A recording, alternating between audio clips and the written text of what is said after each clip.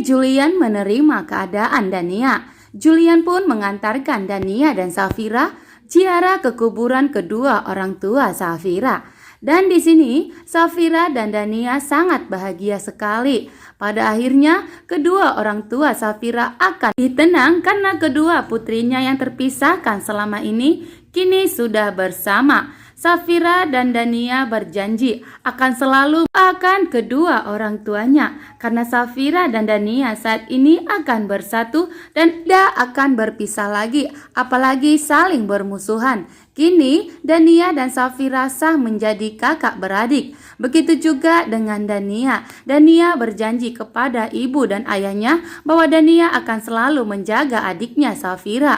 Hingga membuat Safira sangat terharu mendengar omongan kakaknya yaitu Dania yang akan selalu berjanji untuk menjaga Safira. Dan Safira dan Dania akan selalu kompak dan tidak akan berpisah lagi dan tidak akan saling menyakiti lagi. Safira sangat bahagia. Akhirnya Dania mau menerima kenyataan bahwa Safira adalah adik kandungnya. Begitu juga dengan Safira. Betapa terharunya Safira. Ternyata Safira memiliki saudara dan tidak hidup sebatang kara lagi. Begitu juga dengan Dania yang betapa bahagianya mengatakan kepada kedua orang tuanya dan sangat senang bertemu dengan Safira.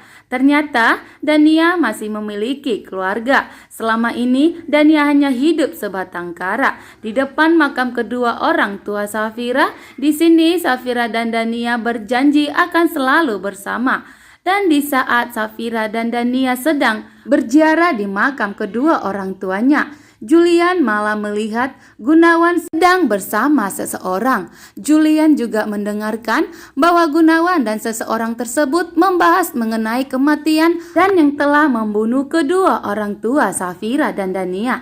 Di sini terlihat bahwa Pak Gunawan sangat getar-getir dan ketakutan sehingga membuat Julian jadi mencurigai Pak Gunawan karena sikap Pak Gunawan sangat beda kali ini, apalagi membahas mengenai kematian kedua orang tua Safira dan Dania.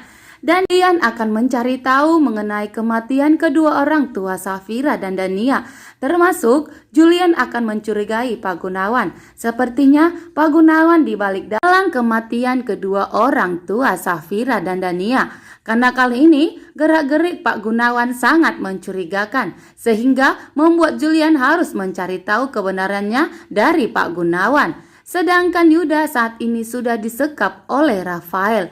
Kini Rafael berhasil membuat Yuda di dalam genggamannya di sebuah gudang. Dan Rafael akan berjanji bahwa Yuda akan mengalami seperti yang dialami oleh Rafael di saat Yuda menyekap Rafael dan tidak memberi Rafael makan sedikit pun. Itulah yang akan dibalaskan oleh Rafael kepada Yuda sehingga membuat Yuda marah besar kepada Rafael. Tapi kali ini Rafael tidak bisa berkutik sama sekali karena kali ini bahwa Yuda sudah berada di genggaman Rafael. Maka Rafael akan waktunya membalaskan semua kejahatan yang dilakukan oleh Yuda di pemakaman kedua orang tua Safira dan Dania. Disinilah Julian berjanji akan mengungkap siapa dalang di balik semua kematian kedua orang tua Safira dan Dania. Karena Safira mengatakan bahwa kematian kedua orang tuanya itu karena dihabisin oleh seseorang. Maka Julian berjanji Julian akan mencurigai Pak Gunawan dan akan menyelidiki bahwa Pak Gunawanlah yang telah berada di balik semua ini. Pantesan Pak Gunawan selama ini sangat baik kepada Safira dan Dania. Maka Julian tidak akan membiarkan pelaku yang telah membuat kedua orang tua Safira dan Dania telah meninggal dunia.